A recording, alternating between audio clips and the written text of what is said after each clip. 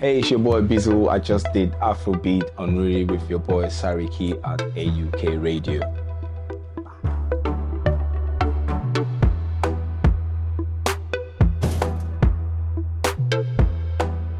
Yes, man. It's another Saturday, Afrobeat Unruly with your boy Sariki. You know what it is, man.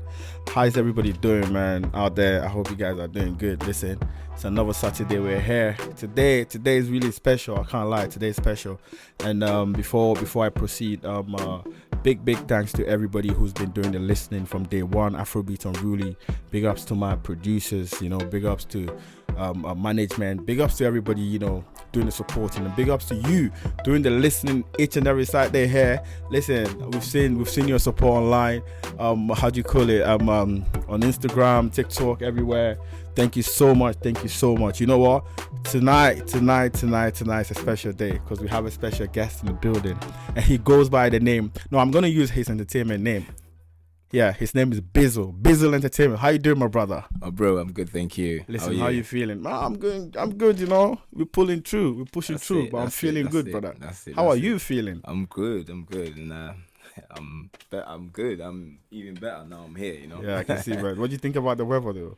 Cold. It's just beginning. It's just beginning to lash out, isn't it? Yeah, winter's coming, man. I know, man. Coming. Listen, get ready. If you're out there, just get ready, man. Get yourself some jackets and make sure you're warm, man. Cold, tell me, man. Who is BIZZLE? BIZZLE is basically BIZZLE is my street name. Okay, so from back in the days. Where did you get that from? My friend called me BIZZLE. So, yeah. Back in school, he decided to call me BIZZLE for whatever reason, and then everybody just start following up and just calling me BIZZLE, and then BIZZLE became BIZZLE, and BIZZLE, Yeah. So this is the first time I'm actually explaining where BIZZLE came from. All right, so we like to know how was growing up for you, like. Growing up was good, man. I've had a good coming up, man. Growing up, I mean, I come from Austria.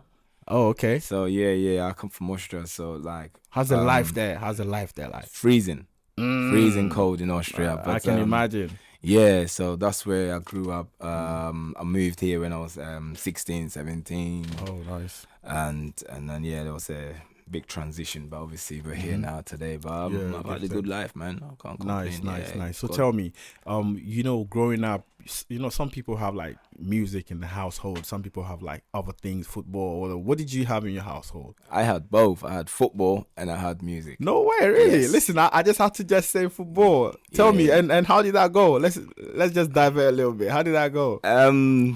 Well, football came to an end. Why though? But, life kind of got involved, and I had an injury on my knee as well growing up. I played football. I actually played Euro 2000 for Austria in Holland. No way. Yeah. What's going on? Hang on. Listen, we're not going to pass on this. This is actually very important. BIZZLE Entertainment, you're telling me that you actually played in the Euros. Yeah. For Austria. Yeah, Euro 2000. 2000? Yeah. I traveled to Holland to play Euro 2000. No way. I still got my missus. I still got pictures and. Listen, bro, I'm proud of you, man. Just for you to know, even though you didn't follow up with that career, but really, even till that end, I'm proud of you, bro. Thanks, my bro. All right, so tell me, where did music jump in? Music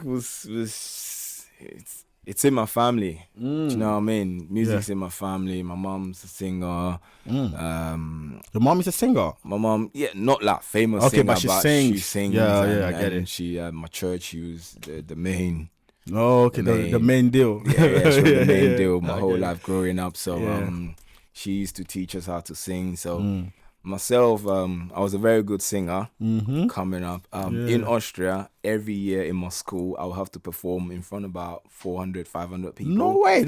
Come on, man. Listen. But, okay. You're also a star in that field. Respect, brother. Respect. Yes. Really? So, yeah. So I think my missus, she's seen a couple of my videos and pictures and from when I was little. But this is what I used to do. So I used to play football and I used to sing. I used to do both of them together at the same time. You know? That makes sense. So with starting by playing football and getting into obviously you grew up around music and everything and doing the singing thing, where did it move to? What was the next step like, really? I don't know. How did you jump into this space though? Event management and everything. How? It just happened. Football didn't work out. And I wasn't even following music because I let go of music time ago. Okay. And I was still playing football. Okay. And I was playing semi-pro, and then I got injured, and then I kind of kept coming back injury, so I just had to. What position were you on? I was a striker. No way. Yeah, top striker. Who's your favorite of all time? Footballer. Hands Ronaldinho. down. No, that one I agree with you. I think he's actually there in the conversations. Yeah, there's nobody else apart from Big Ronaldo. Ronaldinho, Big Ronaldo, and then I'd say Zidane. Zidane, Zidane is. I think that's it. But for me, it's Ronaldinho. Yeah. So tell me, let's get into music. So just like you said, you had the football, you had music and everything. Where did we get into entertainment like fully though? So it's a long story, but cut long story short, how it started was so I came off football, I came off music, I was doing my thing, just working, doing normal job, but I always had passion for the entertainment side. All right. So I used to try and throw events, every here and there. Okay, that's how it started. That's how it started. So I was doing it for a couple of years. No, hang on, pause. How did your first? I like that. How did your first event go? It was my first ever. My first ever. That was years ago. Yeah. I think it was my It was a birthday thing that I did, but it was a proper. I just put something together and it was mad. Wow, crazy! The amount of people that turn up, and that's when I realized. So should I say that's where you got the ginger? Like, listen, I need to push on this thing. I think I can do it. Yeah. 100%. This is where it started from, but I just didn't have the tools, and I didn't know how I was going to make it happen. And I spoke with a couple of people that were in the industry already, but they all had different mindset, different agendas, and me I just didn't know how I was gonna do it. So that was it. That just kind of died off. But it was like it was for me. It's always been like waves, like going up and down, up and down. It's like every couple months or years, it will hit me like, do this. You need to do this. This is your destiny. But I still didn't have the tools. Do you know what I mean? Until I think until like a couple of years ago, I was traveling to Ghana. Ghana massive. I was sat on the back of the plane, and this is where the whole idea. God came to me and said to me, brother, this is it now. Do this. Yeah. Where are you from in Ghana? I'm from Kumasi. Oh yeah, we're in the building. Love to Kumasi. So you having all this dream and everything, and this roller coaster up and down, and when you were on that plane going to Ghana, God spoke to you. Yes. Did you listen to God like this is ordained, or this is just one of them ones? Yes, I did. I did. The way the message came to me, I just knew that I'm supposed to do this, and I remember I got to Ghana, I phoned my missus and I was telling her I was so excited, babe, I came up with this idea. And she's on the phone, oh my God. Anyway, she wasn't interested. So I called my dad. Yeah. And then I was telling him, and then he said to me, like, no, actually, what he's trying to say, the translation is like, we don't want to hear your BS. Basically. And then I called my friend as well. And then I was saying the same thing to him, bro, this is it when I come back. Like, cause my friend, I I would always tell him about doing events. Yeah. Do you know what I mean? Yeah, He's my best friend. Yeah, so yeah, every your time I guy. want to do events, it's him that You go to. I go to and tell him about. He was on another Vibe. journey, another vibe. So, Yeah. so I called my friend and I'm telling him, and he was like, "Masa, ja." So that was it. And then, but then and then I remember telling my cousins at home in Ghana, and everybody's looking at me like, and I remember telling them that, listen, I'm gonna play SHATTA wale one day. I'm gonna do concert. I'm gonna do Shark Sarkodie. And I was saying these things, and everybody's looking at me like a madman. Like they don't believe you. Yeah, they don't believe me. They don't believe you. God did, like, bro, that vibe. And the maddest thing is, I remember this was in June, and I came back to the UK, and I started it straight away. And if I tell you, November. So we're going from June, July, August, September, October. 5 months. I did my first concert, and I had some of the biggest Ghanaian artists. Brother, so tell me, as you as we were speaking, so your first event after 5 months, you actually started thinking about this in June, and by November, you had your first event. Yes. Actually, what's today's date? Today's 11th. 11th. November. Tomorrow marks 1 year. No way. Listen. Afrobeat or really, Afrobeat or really. Listen, I feel like everything is destiny. You understand? Like anything we do, there's a reason why we do it. And most of the time, in the beginning, we don't see it. Yeah. But as time goes on, it makes sense. Makes sense. 100%. You get what I mean? So who was your first artist for your first event? Who were your first brother? artists? I brought the whole Ghana on one stage. Tell me. So my first event, myself and my friend that I told you about, your Tema partner. Boy, big up Tema Boy. Yeah, Tema Boys, man. We put the show together, and we named it Afroflex. So this is Afroflex. That's heavy, man. I like that name. We went all out. Shit. All out. How many artists from Ghana? We had Samini, we had Heavy. KK Fusu, Heavy. we had Kwabna, Wow. we had Nero X, we had Frank Nero, No way. we had the list goes on and on and on. Bro, I can't lie. Nana Kwame. I can't. Listen, I'm just looking at you because I know people who would just use one artist for just one event, and that's it. Do you get what I mean? Just use one artist for one event, and because if you have the access to all these artists, somebody might just say, let me use Samini this time. Yeah. Next time, let me use this. Let me use this because of the cost involved and everything involved. So how did that show go? It was mad, crazy. I can't lie. I saw it. I actually crazy. saw it. I saw it online, and I'm like, whoa. Yes. This is heavy because you had what's his name? KK Fosu. KK, yes. I'm like, wow. I had KK Fusu, like I said, Samini. That event was crazy. The whole gang. but actually, so the meaning of Afroflex is the whole Africa flexing together. That's Afroflex. Yeah, so that makes sense. So there's a concept behind the whole thing, but obviously, myself being a new promoter in the game, and my boy Tema Boy as well, us being new on the market, and being Ghanaian as well, it was easier for us to start with Ghanaian artists to start the whole project, and then later on, as we progress, we can then look at other areas and bring maybe the Nigerians. But saying that, I had a few artists. I had a Jamaican artist on board. Big up Lady Danger. We also had Bas Kubavis, one of Kenya's legend. He came. So we try to balance make that it. balance. Made that balance. Afroflex work. But obviously, we Listen, it was amazing. man, it was good. Listening to you now, I'm like, if your first event is that packed, how about the next one? Packed. Which one was the next one? The next one was Famia's concert. Yeah. Famia's concert. The next one was Famia's concert.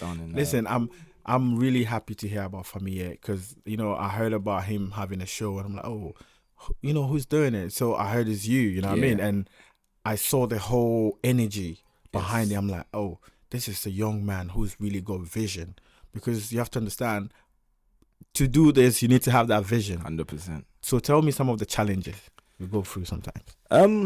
It's difficult, man. Putting the projects like that together is very difficult. I mean, you have to look at your finances to start with. Everything's money. Yeah. Do you know what I mean? And for me, one of the hardest thing the challenges that I face is lack of sponsorships in my events. So I've never ever had any sponsors on investors. Yes. Wow. But have you tried though? Have you tried speaking to them? I've tried, man. I've tried several times, but I guess I'm new, and you see these people, they need to see what you can do first in order for them to trust you to give you that money. So which makes it very difficult for us. Yeah, it's true. New up and coming promoters in the game, because I mean, for somebody, to get that money, for someone to trust you with 10 to 50,000 pounds to go and do an event, and what if you run away with it? Exactly. You know, what if the show flops? It's their money. So I've never ever had any sponsorships. Yeah. So I hope the sponsors start coming in, because I know that even for you to choose to be on this route, you're gonna do a lot of sacrifices. You're gonna go through a lot of sacrifices. So let me ask you, which art how easy is it or hard is it for you to get the artists to even come on board? I have a team. So I have a team. I've got a few people in Ghana that when I need artists, I get them to reach out to the artists and get them for me, because you have to be smart. Do you know what I mean? Like myself, if I go direct, they're gonna look at me like, look at this guy, do you know what I mean? So I have a team that for different areas that I utilize. So I get you. What's the criteria you use in selecting your artists, like your artists that you're gonna have on your show? What's the criteria? I study the market and I see what's going on, and I see what we're lacking, what could work, and what not. You know what I mean? So sometimes it's not all about the hype, the artist that's winning. Do you know what I mean? Like it's about building the culture, like bringing something different onto the market, because otherwise we'll be playing the same old Sarkodie and Stoneboy, and which is good. I mean, those are our biggest weapons that we have. That's great. But we have so many different artists that I feel like we need to have a platform for them so they can come and show the audience and us like what they're capable of doing. So I'll look around, study what's going on, and then I talk to my team in Ghana as well. They're very good. They tell me that. So when I come up with the idea, I'll reach out to them, talk to them, and then they'll be like, this can work, no, this won't work. And then obviously we all have a little discussion and then decide on if the project. Which brings me to this very important question, that people want to know, especially Ghana. Who do you see filling up the O2 Arena? The O2 Arena. From Ghana? From Ghana. Ghanaian artists? Yes. Because I know on Tuesday you will be at the Rema show. How do you know? I just know. Because last week, 2 days or 3 days ago, you were at the Puff Daddy gig show. Because I saw that. So I know on Tuesday you will be at the Rema show. So which Ghanaian artist do you see filling up the O2? I mean, it's a difficult one, man. Okay. I'm not gonna push you, but I'm gonna put it this way: how do you think a Ghanaian artist or Ghanaians can fill up the O2? What do you think will be the plan? I think it will be a collective collaboration between all artists. All artists? Not all, but our big weapons.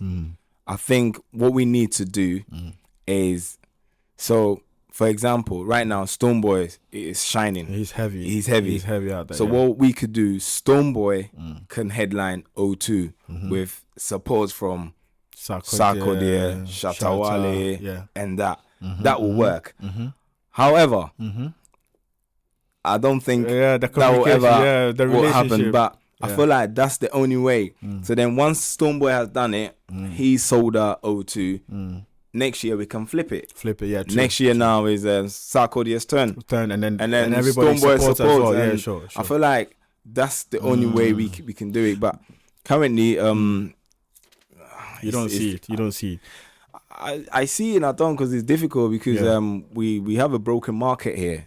Do you know what I mean? In terms of people coming out to watch shows, so it makes it really difficult to say which Ghanaian artist is gonna sell out O2, because when we do shows, people don't really turn up. They don't buy tickets. Do you know what I mean? But there's a reason for all of that. You know. So, but let me ask you, because I met you actually at the Stoneboy concert in London, Brixton. Yeah. Tell me, what do you think Stoneboy did right? Because it was a Sunday, bro. Yes. There's a difference for you to do a show on a Saturday and a Sunday, and it was sold out, like proper sold out, because we were there. What do you think Stoneboy did right? Promotion was done properly. I mean, it was literally everywhere, every corner. Every corner. I think promotion is one of the most important things, and Stoneboy himself promoted the show like proper. He was online every day posting and talking about it and things like that, and all of that helped. You know what I mean? So when we put shows together, it's important that the artists themselves get involved as well, and not just relying on the promoters to promote. So artists can promote as well. And Stoneboy was going every corner. He's everywhere. He was everywhere, and I think that was really good from him. You know, I'm really proud of him for doing that. He made us proud. Me too. Because actually, he's my brother, so it's a different love. The way I see him is a different way. You get what I mean? Because I see him from the trenches. Like we dreamt about this. I'm being honest. We dreamt about this, and he's making it happen. You get what I mean? So and also for him to do it single-handedly. Yeah. Because on the stage, I didn't see Stormzy or whoever. Yeah. Nobody came to support him. Yes. He did it single-handedly. Just to push it out there. Made us proud, man. We need to see more of that. And this is why we're here. This is my journey. This is my dream. Yeah, man. It's gonna happen, man. Yes. It's gonna happen. With hard work, and you're already putting in the hard work, man. So, do you have any artists you're apart from doing the whole event thing, do you have like some artists that you're trying to do management? Do you do other things aside events? Yeah, I mean, I work very close with KK Fusu, Article 1, and a couple of other. Because I've seen you with Article 1 a lot. Yeah. We're very good friends. Good friends. So like it's almost like that, but I'm not managing anybody. Okay. So earlier on, we were speaking about Ghanaians feeling the O2, and you were trying to say, actually you said that because it's a bit up and down, it's not too clear because of the potholes. You know what I mean? So, and you actually kind of told us what to do, which brings me to the this important question. I saw you on Sunday at the show at Stoneboy's Brixton show in London, and the next weekend was supposed to be your event with SHATTA Wale. That's correct, yeah. Arguably one of the best artists from Ghana right now. Yeah. And, I think 2-3 days to the show, then there's a press statement, press release from SHATTA's manager, Sammy Flex. And then what we saw was that SHATTA, cannot make it, he's sick or whatever. And, he's living some luxury life. And I think they want you to airlift him from London to Birmingham. Yeah, that's correct. So for me personally, I was disappointed. I'm like, because I was looking forward to the event, because I spoke to you that day, and I'm like, listen, we're gonna link up over there still. And so I was confused. Then I saw your press release. So what do you have to say about that? What happened? Just say it to us so we can know what happened. I mean, what happened is exactly what Sammy Flex stated in his video interview, and obviously I'm assuming everybody have read both statements, their statement and my statement, and like I said, that's exactly what happened, and I think everybody should just make their own judgment based on both statements and the video explanation for Sammy Flex. So for the people who have not watched that video, you understand what I mean, who haven't maybe read any, I just told you what I read in the Sammy Flex's thing, and yours was like a counter statement saying that didn't go this way, you understand what I mean, and even if it's gonna go this way, there should be a conversation with you understand. So that's why I'm giving you I'll be happy for you to just tell us what I mean, it's it's like that. Like we obviously had the contract in place, and then he fell ill, and then so therefore they demanding a helicopter. But obviously, it's a conversation that supposed to be we're supposed to be having between us and them, and obviously we had to look at the additional costs to it and things like that. So it's things like that happen. It's just a miscommunication between both parties, I would say, and obviously my biggest regret is not delivering the project for the people, because I'm here to fix the damages, not causing more damages. And I feel like all of us, what we've done is that we've put the hammer back in and dented the vehicle again, which is very sad. It's not something that I'm proud of. I'm happy of, and but currently both teams are talking, trying to resolve the issue. So this is why I'm not able to say a lot. But this is what I'm saying. It's best for everybody to read both statements, watch the video explanation, and then just make their own judgment on that. Yes. But I just apologize to everybody that was looking forward to the show, because myself, I'm a Shatta Wale fan as well myself. So I was really looking forward to that, and I'm gutted that it never happened. Me too. For me, it's personally because of the industry. Yeah. Do you get what I mean? It would have cemented a lot. You get what I mean? So what do you think can be done in the future to avoid things like that? I think it's just a matter of, there's not much we can do. When you book an artist, you book an artist. You have a contract. You see what I'm saying? It's just transparency and just us working together as a team. We have to look at the project that we're doing, the picture, what we're painting. I think that's the most important thing. It's not about me winning or you winning. It's about us winning together.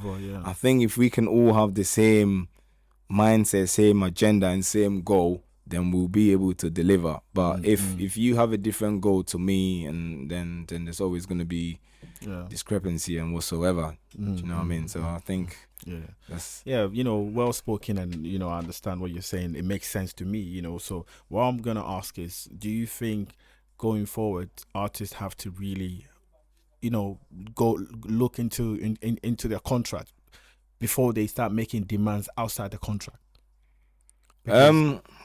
Listen, artists is an artist. Do you know what I mean? I support all artists. I support, I wish Shatta Wale got his helicopter.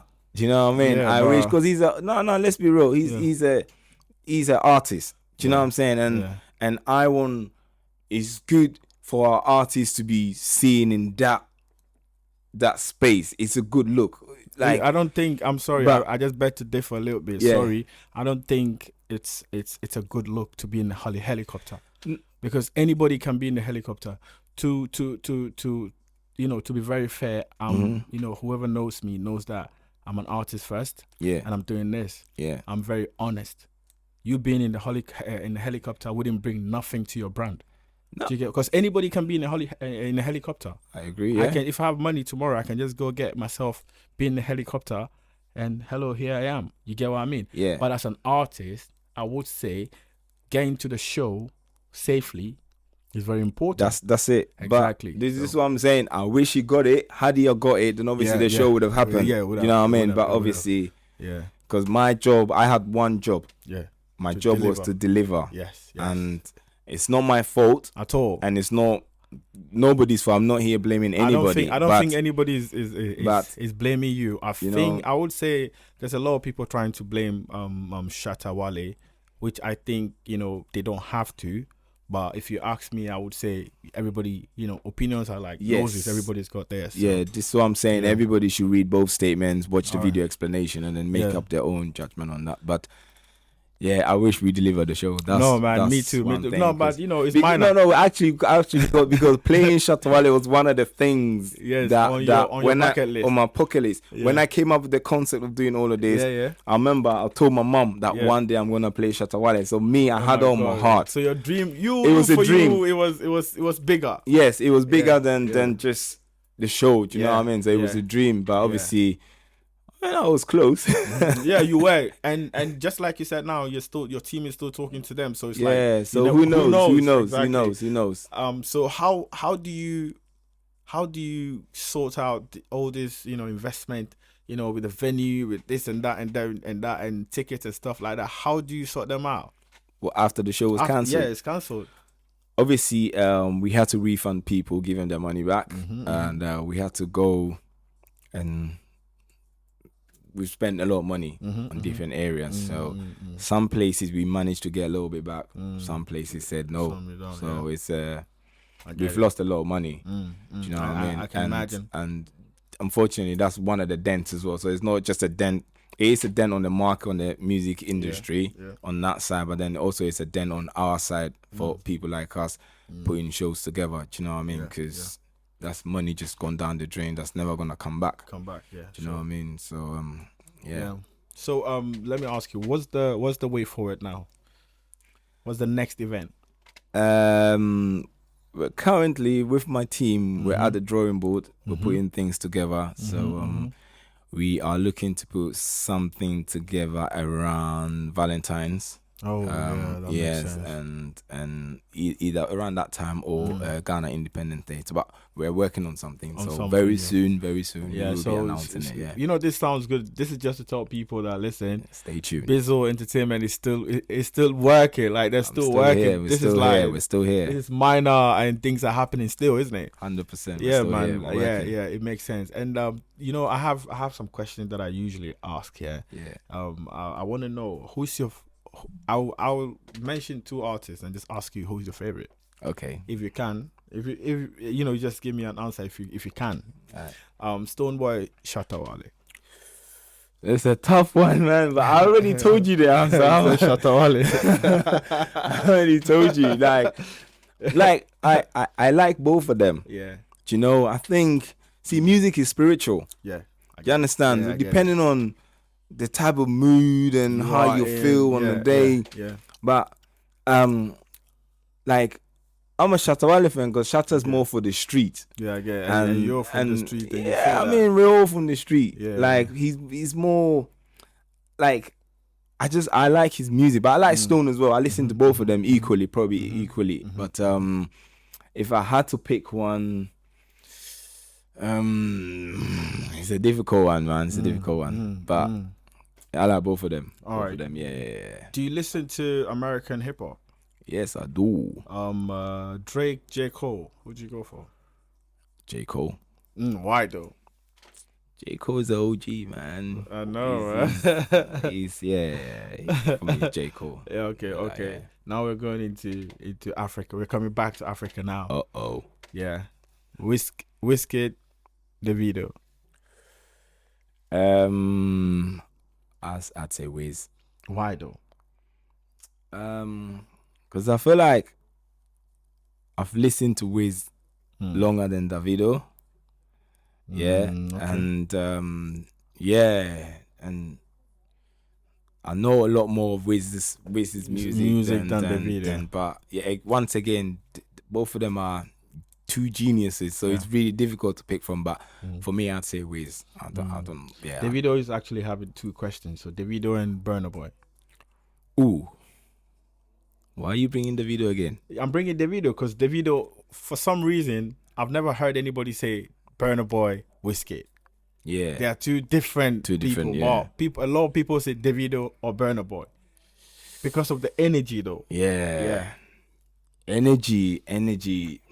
I'd say Burna, man. Lyrics, everything. Vibes. Burna. Music. Burna. Yeah, man. Sorry, man. Davido. Sorry. It's all love. It's all love. Sorry, we're still gonna work together. Yeah, of course, man.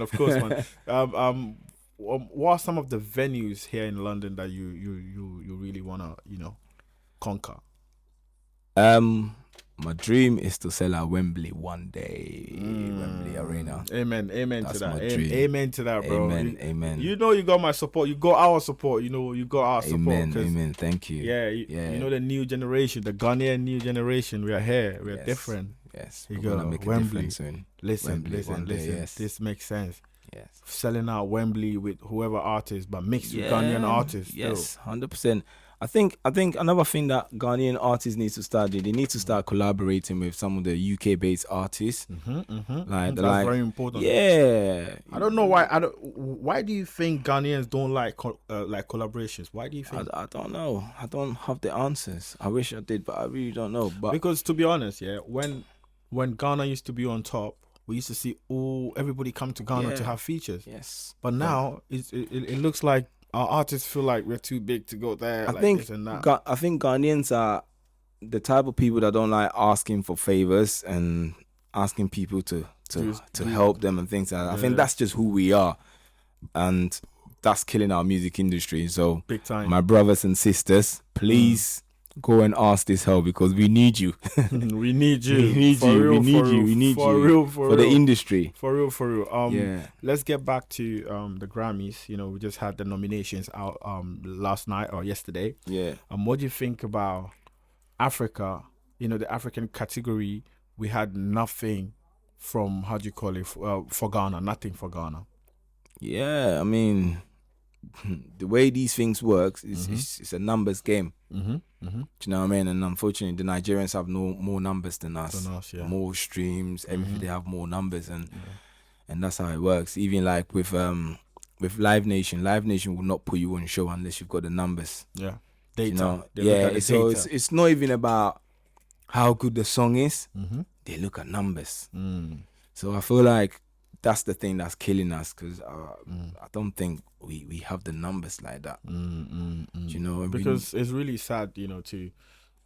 Personally, I felt like the academy, you know, the Grammys Academy have to do their job, right? 100%. They have to do a lot of like research, because if Grammys is really respected this way, then you have to do some work. You can't come and just follow numbers. Go and follow the talent. You understand? There's talent and there's numbers. 100%. There's a lot of people who have talent, but they don't have the numbers. Do you get what I mean? But then also you have to look at it in a way that when they look at the numbers tells them who is selling.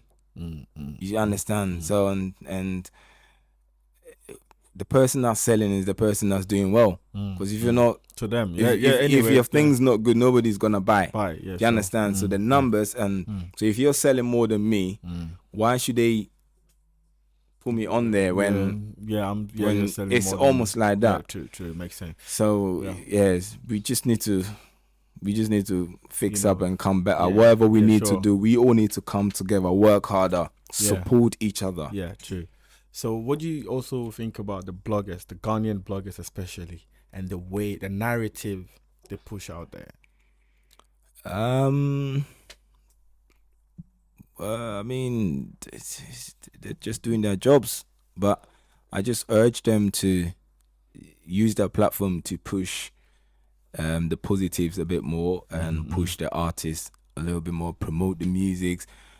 Ghana, we have a lot of new up and coming artists that need that help, and we don't even give it to them. Yes, and I feel like sad though. They may not have that the deals and the record labels and this that, but they're struggling. But the bloggers have the platform to put these guys out there. So if the bloggers can do that, I think that's another way to help the up and coming artists, because those are the future. Exactly. You know what I mean? Those people are like myself and you. Are like, hands down, I'm up and coming as well. So if someone can help me, put me on the market where I can be seen, then I need that. So I urge our bloggers to utilize that platform to help the up and coming artists. Listen, we've really, you know, so far so good. It's sounding good, you know. Interesting conversation and everything, bro. So tell me, do you want to like expand the scope of your venue, you know, like your events, you know?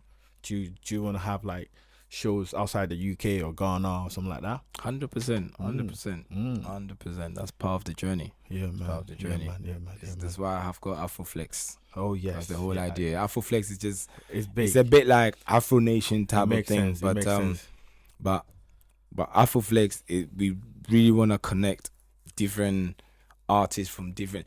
So basically, I believe that there are top musicians in Egypt. Everywhere.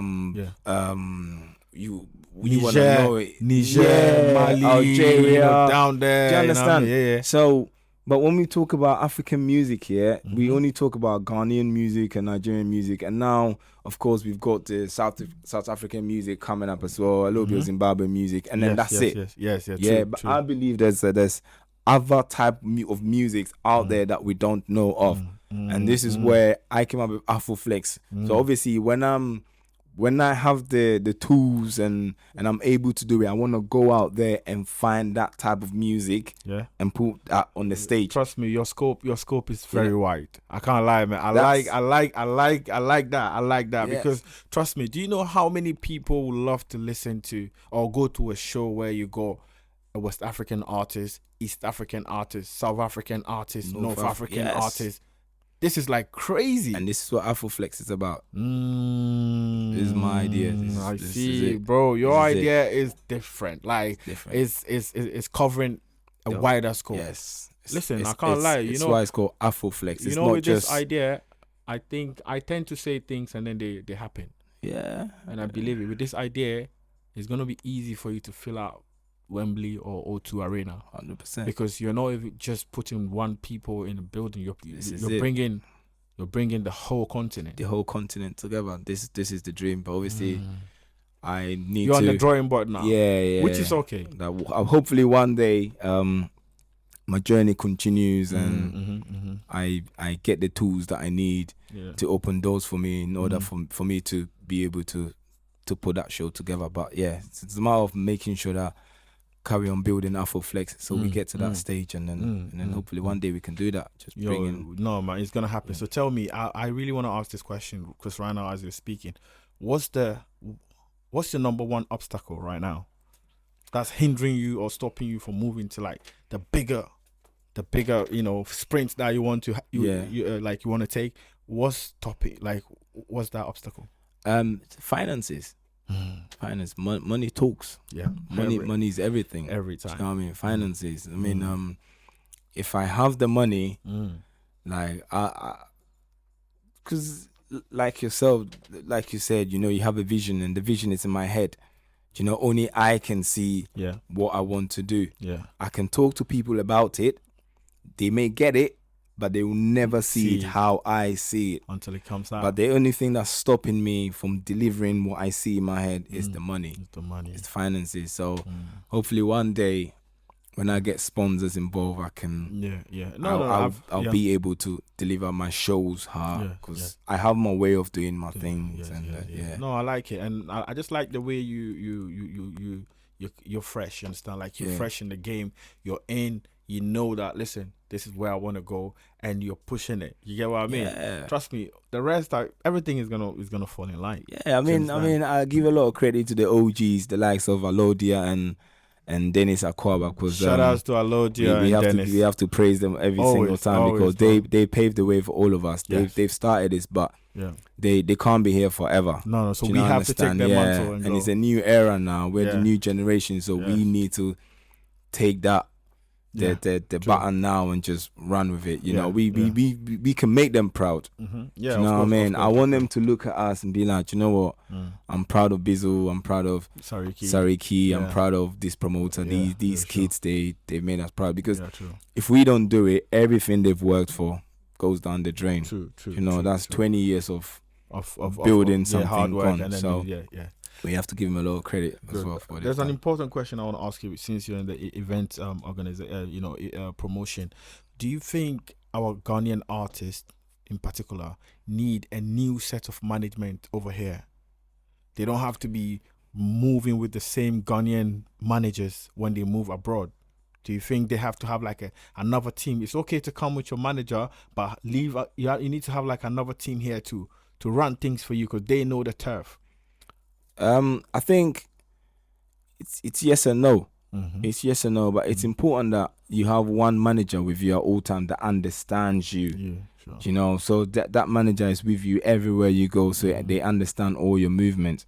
So if you have a manager here, but you live in Ghana, you can come and do shows, but that manager is not the one here is not with you all the time, so they may not know you or understand you properly than the other manager in Ghana. I mean, like So as a manager, when your artist is on stage, you're there making sure they've got the right song. You need to know the sound. If something, you know what I mean? Like, so it's important that you're with your artist all the time. So, true. But it's yes or no. But for promoters, yes, that'll be good because that's one less plane ticket that we have to buy.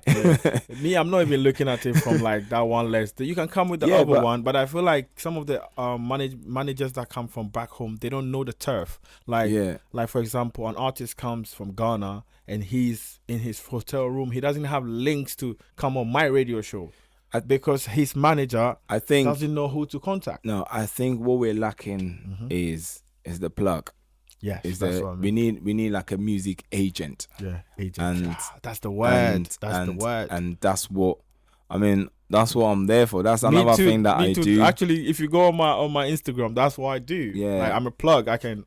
So I mean, when SHATTA and them were here, a lot of things they needed, like they will hit me up and then you make it happen. Yeah, but it's good to have an agent around that's got that links and make life a bit easier. So when the manager is here, the manager is just managing his artist. Yeah, sure. So they go and deliver on the day. Exactly. So anything that they need, they will hit up the agent, and then the agent will also make it happen. So I think that's something that we needed, like an agent, like a. And that's very important, though. That's really, really important for the artists if they're coming 100%. here, because if I look at like an artist from Ghana comes in, he cannot get on certain platforms because I'm sure they don't know who to hit. It hurts me. Yeah, man. It really hurts. I'm like, listen, this is easy, man. Just, I mean, when we're here. This brings me back to when Familia came and I overbooked the radio interviews, and he was like, Mr. Bizzle, you want to kill me? Yeah, exactly. But this is what I want. They need the exposures everywhere. Yeah, true. And again, if it all comes to finances as well. Like, if finances are right, they can come a little bit early. Do you know what I mean? Because and do all these rounds. But normally they come like 2-3 days before the show because we're trying to save money, and then that there's not enough time. I mean, like again, like for me, I think one day I had like 3 interviews in a day, and one of them he couldn't go. Yeah, it started because he was tired. By the time you drive from one area to another, you're fucked. Like, yeah, I know. Yeah, so man, I can't lie. Afrobeat or Ruling, man, it was really, really interesting talking with you, Mr. Bizzle. Thank you. How can we follow you on your social media? Can you let us know, boss? I'm on TikTok as BIZZLE Entertainment, Instagram as BIZZLE Entertainment, Facebook as BIZZLE Entertainment Ltd. I also have a website, www.bizzleentertainment.com or .co.uk. Sorry, I can never remember that. But anyway, once you type in BIZZLE Entertainment, it will pop up anyway. But I'm on all socials.